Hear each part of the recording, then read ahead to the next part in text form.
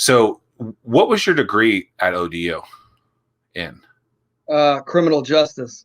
Okay, so I thought it was something ridiculous. Okay, so Yeah, it is.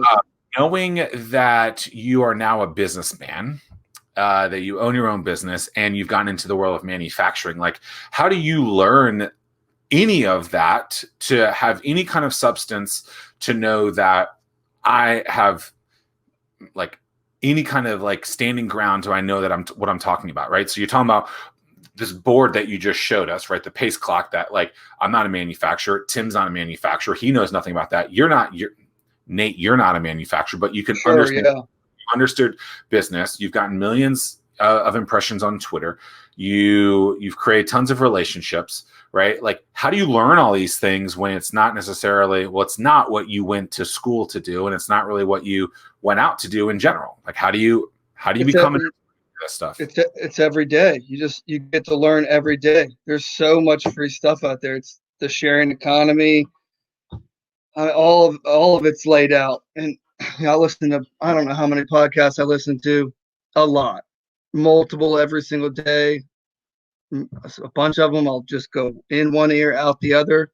But there's lots and lots of great marketing podcasts. There's lots of great podcasts about Bluetooth. There's lots of great podcasts about advertising.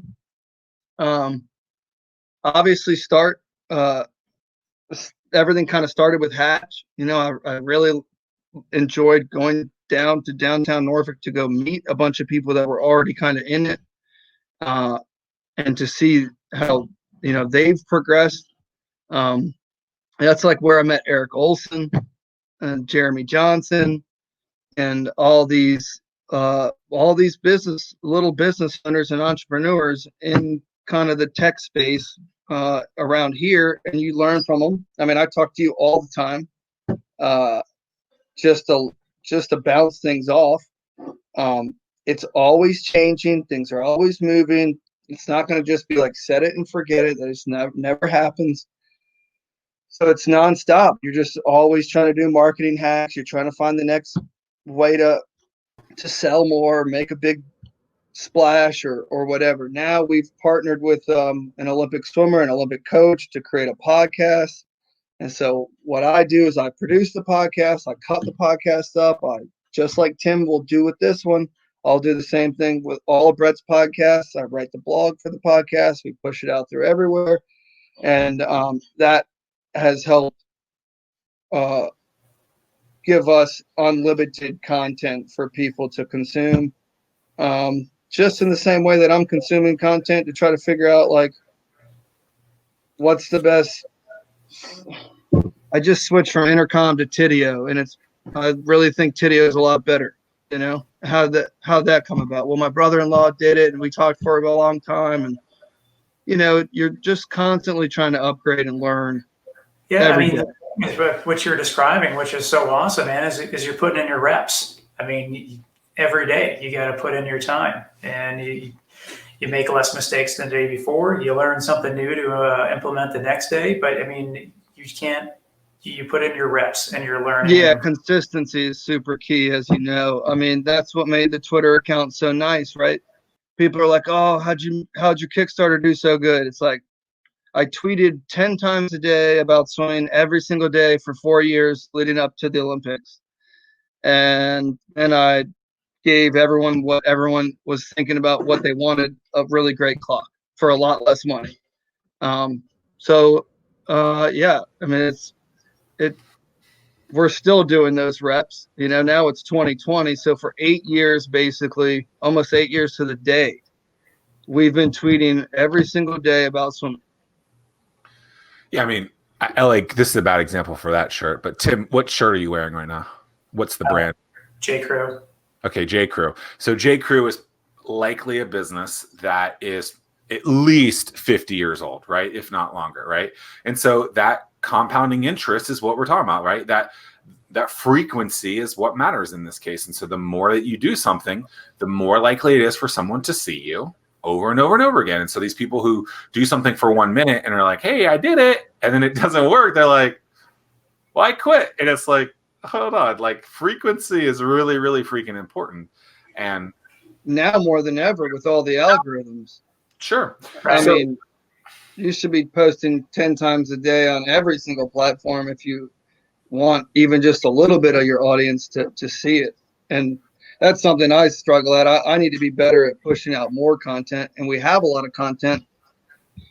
You know, it's really difficult, especially when you don't have someone to pay just to post on social media, because you don't feel like it's converting, right? But it's part of your brand. It's part of your everyday touch. We're still around. You know, we just want to be one of the biggest cheerleaders for the sport of swimming. We want to help the sport of swimming grow, and that's basically the only thing that we can focus on. It's those two things and the customer, and that's pretty much the three pillars of what we care about, and that's it. Yeah, the other thing that I would like people to pick up on is the fact that sure, you weren't an expert in product development, but you took ownership of that process. You know, you flew to China to work side by side with somebody. You knew what it was that you were looking for, and you took ownership of it, and you held those people accountable for everyone that you worked with. You didn't have all the answers, but you put the work in to learn what those answers should be. And you made it happen. And so many people just think they can send everything off to China or to India, and a couple of weeks later, they're going to get this product back, and then all of a sudden, it's going to fly off the shelves, and that's not the case. Oh, they make you think like that. You know, all these kids on TikTok showing you how easy it is to go to Alibaba and flip some product, and I made $38,000 this month. I'm sure that probably happens. It's just pretty rare. I mean, there's just so much work that goes into it, you know, especially if you're starting at square one and you're just a big zero. I mean, you got no social media following, you got no search engine optimization. Your whole breadth of living is just focused on paid advertising and clicks, I guess. Zack, how many pieces do you think Dave Portnoy had to eat before? The pizza reviews got popular? Yeah. He said he eats pizza every single day, so I don't. Probably not as many as you would think, because he had already done Barstool. But Barstool is a 20-year-old business, so had he not done that and just the pizza, probably not as quick. Yeah, that's a great point. Talking about Barstool, like I probably just found out about Barstool 5 years ago. You know, but they've been around. How did I miss them for 15 years? It's like, but that's why frequency matters, right? And then you got to find that one in. Yeah, and not to jump around, but I wanted to go back because Tim, you said something that I think is so important. That I read this article about this other entrepreneur that's in the swimming world. He makes swimming fences. He put fences around swimming pools, and he wrote this article about how, like, one thing that a lot of entrepreneurs don't do, or people that want to take the next step, they just can't take the next step because they don't trust them or they don't trust themselves. And it takes a lot of trust to be like, I'm just going to fly up on a plane and go to China and meet some random dude and hope it all works out. But everything along the way, everybody from all of our developers, all of our freelancers, all of our design crew, everyone that we work with, you have to have it's about trust, right? And without trust, you got pretty much nothing. So I think that is a really important thing that you were trying to highlight. Yeah, I mean, that's one of the things. You know, I mean, I'm really big on team sports in terms of interviewing people for positions. But at the same time, you know, the thing that I love about swimming and running or biking is the fact that, I mean, it's you and the effort that you put into it to determine what your results are going to be. And so it's trusting your training and knowing when it comes for the meet or the race that you're going to reach back and you know that you put in your reps and that you're going to perform. So when it comes to entrepreneurship, I mean, you've got to trust yourself, and it comes from putting in those reps. That's right.